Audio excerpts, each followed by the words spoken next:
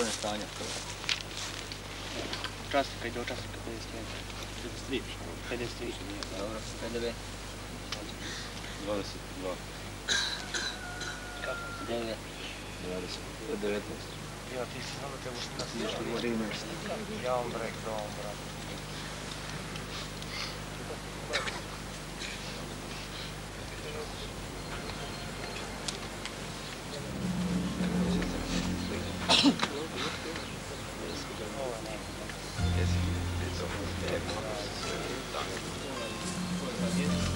Ja.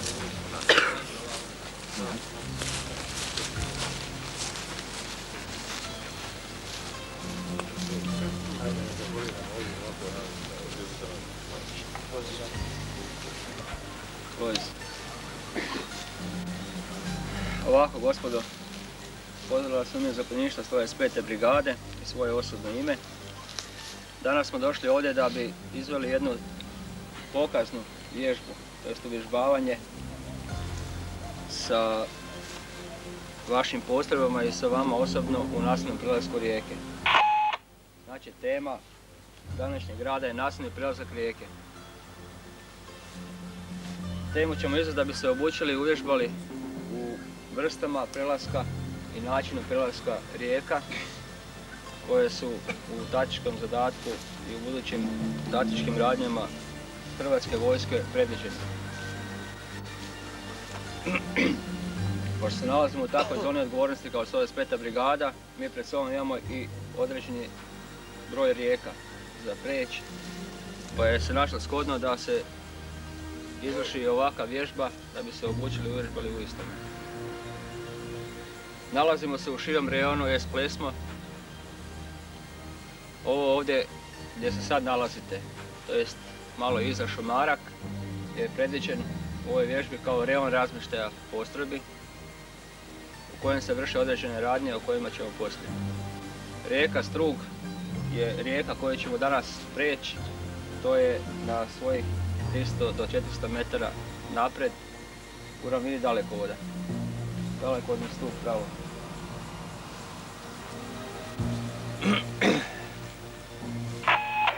Nasilni prelazak rijeke je jedna od najsloženijih taktičkih radnji općenito svih vojska, jer se u njoj sjedinjuju sve taktičke radnje koje pješadija izvodi zajedno sa svim ostalim pratećim postrojbama. Znači, prateće postrojbe, topništvo, inženjerija, veza i druge. Kod nasilnog prelaska rijeke, postrojbe, bataljuna, nasilni prelazak mogu izvršiti iz pokreta, iz neposrednog dodira. Isto tako i brigada može izvršiti nasilni prelazak iz pokreta, iz neposrednog dodira, zavisno od uloge u kojoj se nalazi. Bataljun se može nalaziti u ulogi čelnog odreda, to jest jurišnog odreda, znači da je ona u sastavu više jedinice i mora izvršiti nasilni prelazak da bi stvorila određenu taktičku radnju stvaranje mostobrana. Mostobran je taj dio obale koji se zauzima na drugoj strani da bi se omogućilo prelazak ostalim dijelovima postrojbe, više postrojbe. U rangu bataljuna nasilni prelazak u prvom jurišu, prvom valu prelaska mora izvršiti najmanje jedna ojačana satnija. Znači, satnija je ojačana sa sredstvima za protioklopnu borbu, sa pionircima obavezno, koji su dužni izvršiti razminiravanje suprotne obale ako je neprijatelj u svom povlačenju. Ostaje minsko polje. Taktička radnja nasilni prelazak iz pokreta je radnja koja se vrši u svako doba dana i noći zbog toga što je neprijatelj, stvari zbog toga što se izvodi kao nastavak prethodnih uspješnih borbenih djelovanja, napadnih djelovanja. I vrši se uz kraće zadržavanje u širem rejonu da bi se sredile samo sredstva za prelazak i odredile jurišne grupe. Mostobran za rang bataljuna mora biti širine minimum kilometar na drugoj obali, a dubine do 2 km. može i manje, zavisno od sredstava podrške. Za rang brigade, kada bataljun u jednom valu prelazi radi stvaranja mostobrana, mostobran mora ići do 2 do 3 km u dubinu i širinu isto tako 2 do 3 km. Kod ovog našeg slučaja mi nećemo izvoditi pravu taktičku radnju nasilnog prelaska, znači nećemo izvoditi pravu taktičku radnju. Nalazimo se u ovom širom rejonu razmještaja postrojbi, gdje se svaka postrojba ima svoj posebni rejon i gdje se vrše neposredne pripreme. Tako ćemo mi sada izvršiti pripremu za prelazak, to je podjelu postrojbi u valove prevoze. Tu se određuju znači valovi za prelazak. Prvi val, u prvom valu ide 70 ljudi. Ne znam da li ima neka postrojba veliku hitnost. Škola prva. Prva škola. Dobro. Pošto je škola ta koja mora ići na ostale zadatke koje imaju pred sobom danas, njih ćemo staviti u prvi val. Njih ima 52. Ovako, zapovjednik škole, to je dežurni, neka izvrši raspored i odredi 3 voće grupe po 10 i jednu 20.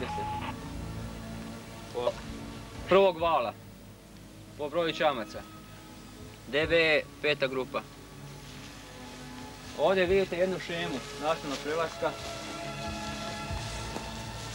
za brigadu. Molim? Nećemo to vidjeti. Jel se vidio tamo? Dobro, se vidi. Na toj šemi vidite isto tako. Postoji očekujući rejon, koji je ujedno i rejon razmještaja postrojbi. Oni ne vide. Možete se pomaknuti ovdje malo. Daj, malo tu da vidite. A vi se malo kosu tamo povucite gore pa ćete vidjeti jedno. I to je znamo gore.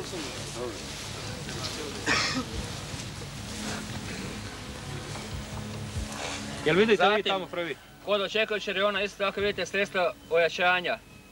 Brigadna topnička grupa, protivoklopna grupa i sva ostala sredstva koja se pridodaju brigade za nasilni prelazak. Tu može biti više, daleko više, zavisi ako je brigada u tom jurišnom odredu za viši rang, puka ili neke druge postrojbe. Imate polaznu liniju.